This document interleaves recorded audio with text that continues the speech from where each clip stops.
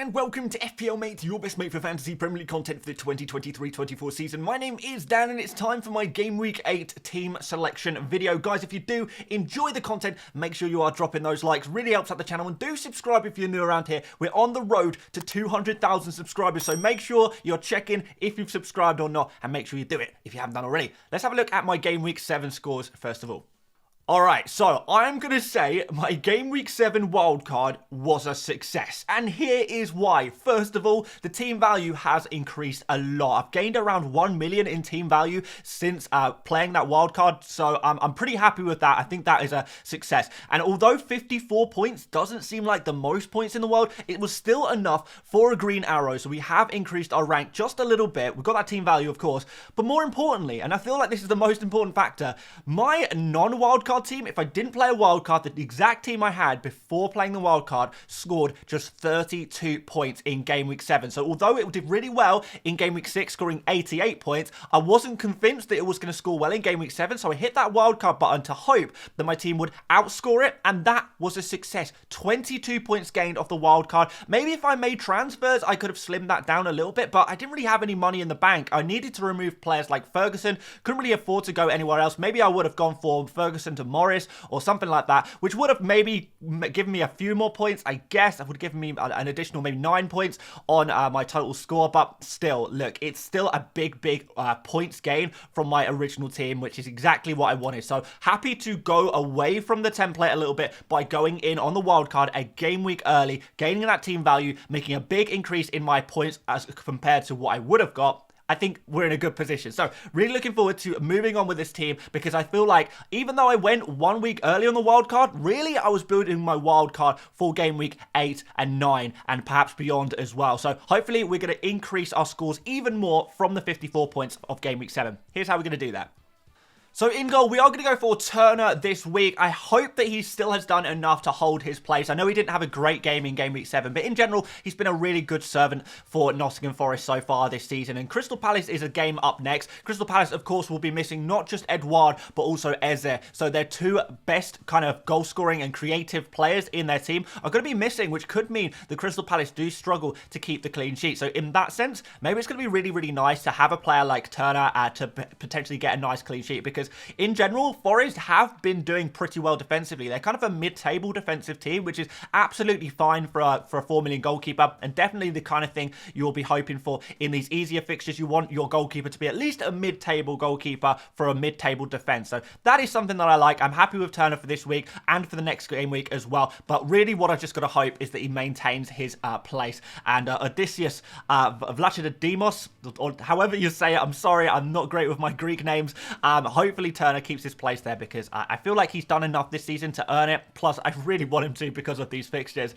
Moving into defense, we have got Kieran Trippier. 2 great results from him in the last couple of game weeks. He's been doing amazingly. Maybe even the last 3 game weeks. He's been one of the stars of FPL, hasn't he? So, West Ham up next, and this is going to be the toughest kind of game out of the last 3, I think, because it's an away fixture, and West Ham have been capable of scoring goals this season. They've got some players in form, like Bowen and James Ward-Prowse there as well. So they've been doing actually okay. So I wonder if Trippier can keep a clean sheet or not. The good news is that Newcastle are in great form at the moment. They've just beat PSG, and Trippier, of course, was able to get an assist in that game as well. So even if Newcastle aren't able to keep a clean sheet in this game, and I still do think they have got a solid chance of doing so, there is also going to be assist potential. There always is with Newcastle right now. It's looking good for them. After that, the fixtures do look a little bit better with Crystal Palace and Wolves, but right now, let's see what Trippier can do against West Ham. He's up to 6.8 million now, so he's getting a more and more expensive player, and I understand that he's probably going to be out of reach for a lot of people in the near future. So I'm happy that I went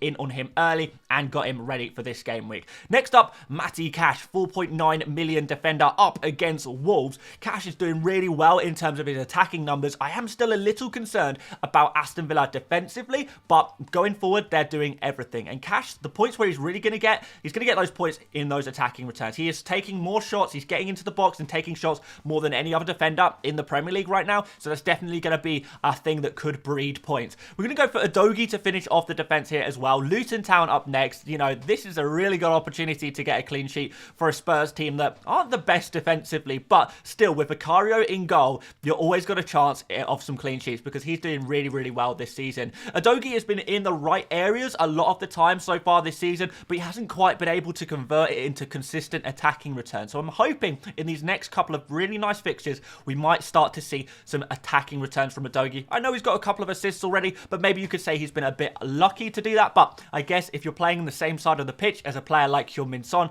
it is going to be pretty easy to get assists when you're just going to pass to a player who is probably one of the best finishers in world football. So maybe some cheap assist points there. I will take whatever comes my way though. Let's move on into midfield. We've got Mo Salah to start us off, and he was really unlucky last game week. Like, it was a real interesting situation in the Liverpool versus Spurs game. I'll put it that way. I don't really want to create too many arguments in the comments section, but look, things didn't go Liverpool's way. We can say that, like, mildly. But Brighton up next. Liverpool are going to be back with a bang. They are really going to be hoping to do something big in this game after the travesty of Game Week 7. And Brighton are a team that just shipped 5 goals to Aston Villa. So Brighton not in the greatest defensive form. We kind of already saw that coming, to be fair. So maybe this is going to be a game that really suits a player like Mo Salah. I'm hoping that is going to be the case because he was obviously a player who does really well on the counter-attack. He is a great creator, and he's going to be on those penalties as well. So a few different avenues for Salah to get points, and I feel like he's even a captaincy option for a lot of people this game week. I'm happy to finally own Mo Salah. I can finally stop worrying about him absolutely killing it every single game week. Maybe now he can get me some points, because last game week, for the first time this season, when I brought him in, it didn't happen. But let's move on, and hopefully we can get something from Salah. It's a really nice run of fixtures coming up. I'm glad I've got him in on him nice and early. Next up, it's Heung-min Son, and this is an interesting situation because we all know that if Son is fit and available for this Luton game, he's going to absolutely destroy it, and next game week as well. A lot of people really looking forward to owning Son in the upcoming game weeks, and so am I. But the problem is he is nursing a little bit of an injury at the moment. He is kind of not at 100% fitness at the moment. He has got a groin issue that he is having to manage. Now, he has been missing from training this week. The kind of idea, the perception is that he is trying to kind of manage his workload, not do too many minutes of training, so he is going to be available for this game against Luton. And it has to be said, Son himself is saying, look, between Game Week 7 and Game Week 8, there is a week. There's a lot of time to help him recover. He's managing his workload, and he is hopefully going to be absolutely fine for Luton, despite the fact that he's not been training as much as perhaps he would want to, but it's still going to be a very, very good situation for him, and he should be absolutely fine. Of course, guys, I will update you fully in tomorrow's video, where we'll cover all of the press conferences, the team news, the injury news, the training news. We'll cover that all in tomorrow's video, so make sure you do stick around for that one to get a final update on Heung-min Son. But right now, I'm still feeling optimistic despite the fact he has been missing from training, because we know if he starts, if he plays, you know, even if he gets 60 minutes in this game, 70 minutes in this game, that's going to be more than enough for him to, you know, score a brace, maybe even score a hat-trick against Luton, because Luton are one of the weaker teams, and this will be a real challenge for them going up against a super attacking, super informed Spurs team right now.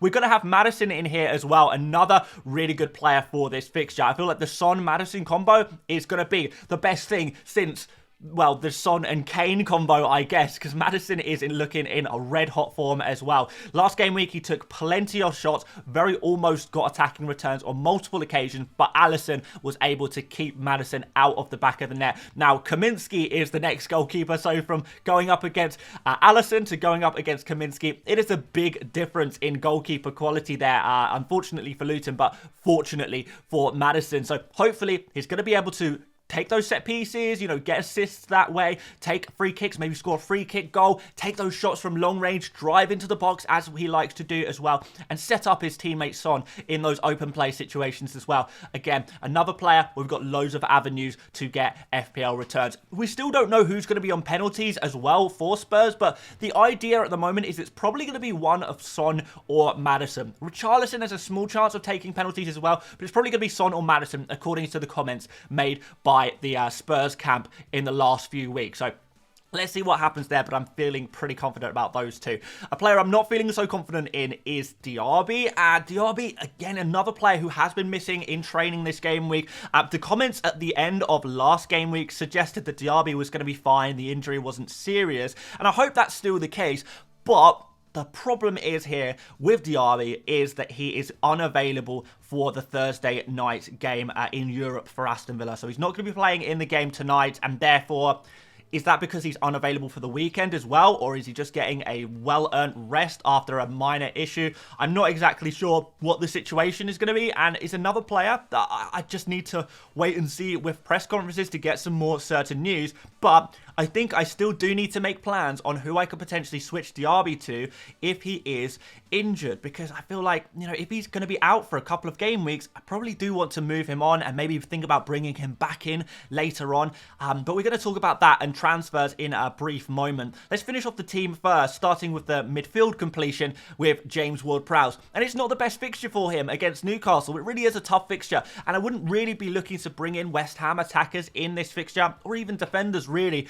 But the thing is with James Ward-Prowse, and we know this so well, is that he's fixture-proof. He will get attacking returns against anyone. There doesn't really seem to be a big difference between whether Prowse is playing against the likes of Bournemouth or he's playing against Man City. He's just as likely to get attacking returns in each of those fixtures because of the way he plays, those set pieces that he takes. And also, he's actually doing really well in open play, I think, which has been underrated from Ward-Prowse recently. We saw in the last game week, in game week 7, he didn't end up getting any attacking returns, but he got the one bonus point. And the reason was because he was creating so many chances for his teammates. He was very, very close to getting the goal when Bowen scored the goal. It could have easily been James Ward-Prowse there, you know, inches in it between which player was going to get to the ball there. So James Ward-Prowse, very, very close to attacking returns last game week. It wasn't to happen, but moving forward, even in a difficult fixture, like I was saying earlier, I'm not super convinced by Newcastle clean sheet this week. And one of the reasons is because I feel like James Ward-Prowse and Bowen, their form at the moment could lead to attacking returns from them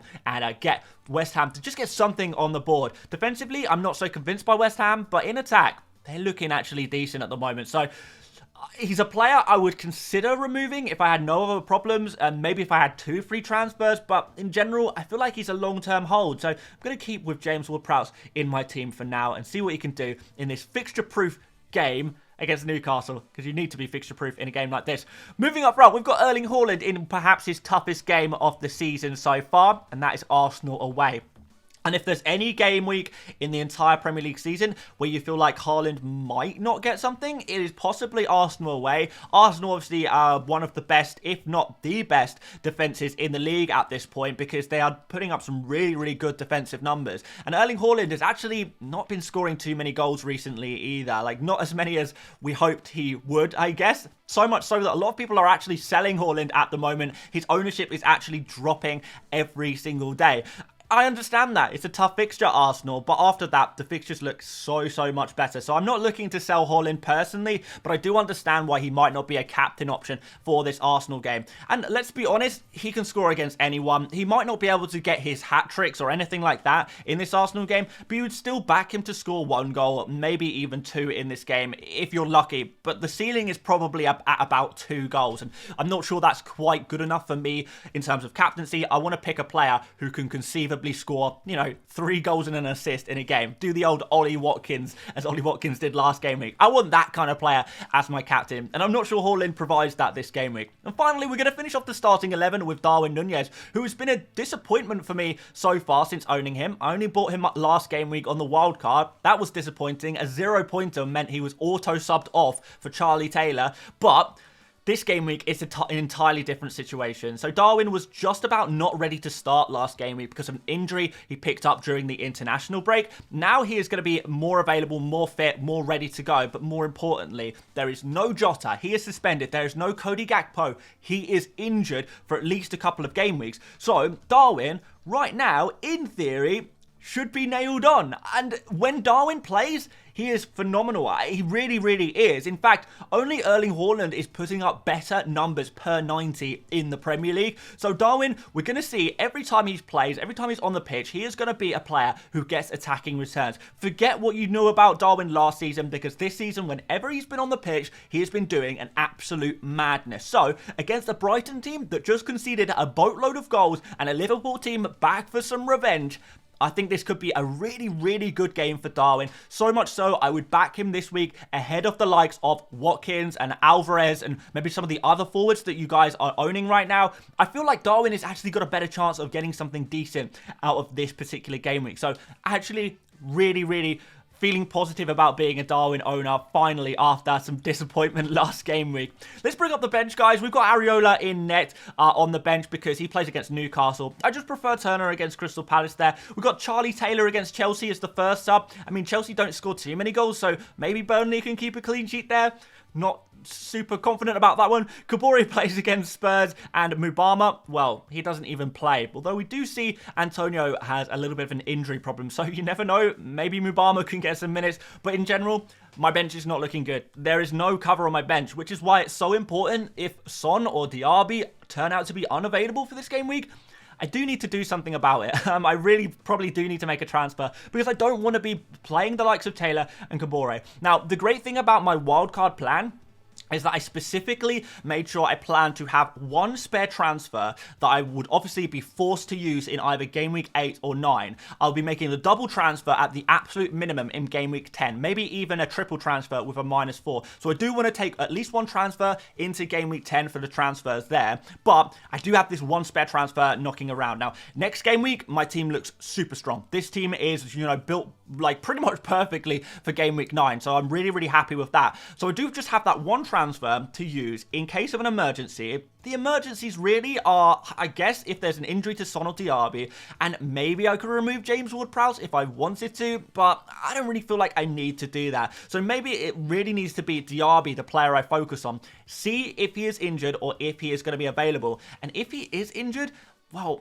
I might actually remove him and try and pick out another midfielder. And I'm going to share with you guys which midfielders that I'm thinking of picking. But before we do that, just want to throw on a captain's armband on Heung-min Son. And we'll put the vice-captain on Salah. I feel like I am confident at this point that Son is going to play, but, well, at least get a decent amount of minutes. But that could change. I feel like Salah is more likely to get 90 minutes. That could also be a big scoreline against Brighton there. So, yeah, I'm not 100% set on Son. I still am considering Salah for the captain's armband. And I feel like Maddison is definitely going to be worth a shout as well. So, for me, it's going to be between those three players. Currently, I'm on Son. I'm going to see what happens. We'll cover all of the injury news tomorrow in tomorrow's video. So, stay tuned for that one. And, yeah, aside from that, we'll talk about it more on the deadline stream as well in terms of captaincy. Because I do think there is a big decision to be made there. And, yeah, it's going to be an interesting captaincy week in general. Because I know a lot of the more engaged FPL managers will be picking Son and Salah for captaincy, but I imagine, as always, the majority of FPL managers will just straight up default to Erling Haaland as the captaincy. So I do think there is a big points to be gained if you can pick out the right captain this game week. But I want to have a look, first of all, at some potential Diaby transfer moves and how I want to structure my team moving forward. So guys, once again, we are on the Fantasy Football Hub My Team tool, just the best tool for planning out your team, in my opinion, and trying to figure out what players you want to go for next and trying to work out your plans for future game weeks. And guys, if you do want to check out this tool, you can do so for absolutely for free. If you check out the link in the description, you can get a free trial to the full version of Hub with all of their tools, all of their articles and everything on it. Or you can just try out this tool for free for as long as you like as well. So up to you guys, but do go check it out if you're looking to plan out your team. But like I was kind of trying to say, my Game Week 9 team looks so good. I'm really, really impressed with this team for Game Week 9, and I do need to make a transfer in Game Week 8 or 9. It's just a case of when I'm going to do that. I even like Diaby for Game Week 9 as well, to be honest. I kind of would want him for that one. And Ward-Prowse, when we get to this Aston Villa, Everton, Brentford fixtures, I like this a lot more than the Newcastle fixture, so I would like him moving forward as well. But the question is, what do I do with Diaby? If he is unavailable for 8 and 9, it might be that I just take him out. In Game Week 10, you can see Diaby plays against Luton, so I probably would want him back at that point. But if we've got that free transfer knocking around, maybe we can just use it, you know? So looking at Game Week 8, what kind of players would I be looking to bring in? So I'm actually going to go on the midfielder tab, and I'm going to sort them by 4 game week prediction, even though I really only need them for 2 game weeks kind of thing, before I would probably be looking to take them out again. I need a 2 game week pun. I've got 0.2 in the bank. Diaby I have a 6.6 sale price, so 6.8 is my kind of price target there. And straight away, it's identified Mbeumo as probably the best pick to go for over the next couple of game weeks if I do needed to switch out Diaby. Manchester United and Burnley are the next 2 fixtures, and although Mbeumo has been playing super wide recently, I do feel like against Manchester United, Brentford might go back to the 2 forward formation that they often run when playing against some of the slightly bigger teams. And if so, Mbeumo is going to do really nicely there against Manchester United. Of course, we have penalties as well, which you could get lucky that way. You got to put yourself into the situation to get lucky. But I just find it kind of funny that in a time where a lot of people are actually looking to remove Bryan Mbeumo from their team, I'm actually thinking about taking him for a 2 game week punt. See if I can get lucky with some penalties and, you know, maybe even pick up some, open play goals or assists, particularly if they are playing with a 2 forward formation. I think actually that could work out pretty well. But it's a tough one. I feel like Mbeumo was really unlucky last game week. He could have easily got attacking returns in that game. He could have got a penalty very, very easily, and he could have got some more there as well. Took some good shots, created well as well. So yeah, I feel like he's a little bit underrated for the next 2 game weeks, and maybe I actually do pick him up. One other player that is not flagged up by the predicted points is Almiron. He's been in pretty good form recently. His underlying numbers aren't great though, which is why his predicted points are pretty low. But the next 2 fixtures are not bad. West Ham and Crystal Palace, and you have an idea that he probably is nailed on for these fixtures as well, with the injury and suspension issues that Newcastle have. Plus, he scored again against Paris Saint-Germain last night, and then 2 goals in his previous 2 Premier League games as well. That's 3 goals in 3 games for Almiron. Are we seeing the return of Almiron? I don't know about that one, but I mean, certainly he could be an option as a punt for 2 game weeks. But guys, I'd be really interested to know, if Diaby is injured, who would you go for as a 2 game week punt? Or do I just go for like Kaoru Mitoma, who I will probably bring in at some point anyway, and maybe go for him instead? Although I don't really love his fixtures there, and I don't love Brighton and their rotation and how exhausted the whole team seems to be at the moment and how much they're struggling with 2 games per week. That's the one concern I have about Mitoma, but you know, I'm probably looking to get him in eventually anyway, so maybe I take him even in these tougher fixtures. Let me know what you think about that one and which midfielder you would go for around 6.8 million or less if Diaby is unavailable. But honestly guys, I'm just crossing my fingers and hoping Diaby is available, because he's a player I would really, really like to hold long term in my FPL team. Guys, if you like the look of this tool, make sure you do go check it out. Link at the top of the description. You can access it for absolutely for free, so definitely worth checking out if you want to plan out your team for the next couple of game weeks, or even just plan a full wild card for yourself or something like that. I really love it for those things. Thanks so much for watching, guys. If you did enjoy this video, make sure you drop a like and subscribe. Road to 200,000 subscribers is well and truly on. I'm also going to be doing a extra bonus video tomorrow. I've not spoken about this before, but tomorrow morning I'm going to try and drop a wildcard video, because I know a lot of you guys are on a wildcard right now, and you just maybe want to hear what I would do if I was in a wildcard. I know I already made a wildcard video technically, but a lot of you guys said that was a little bit too expensive, and things have changed in fairness since I dropped that wildcard video. So I would like to have another crack at it and see if we can do something decent for you guys. But aside from that, thank you so much for watching once again. Make sure you check out that video if you want to, and I'll see you later, mates. Bye bye.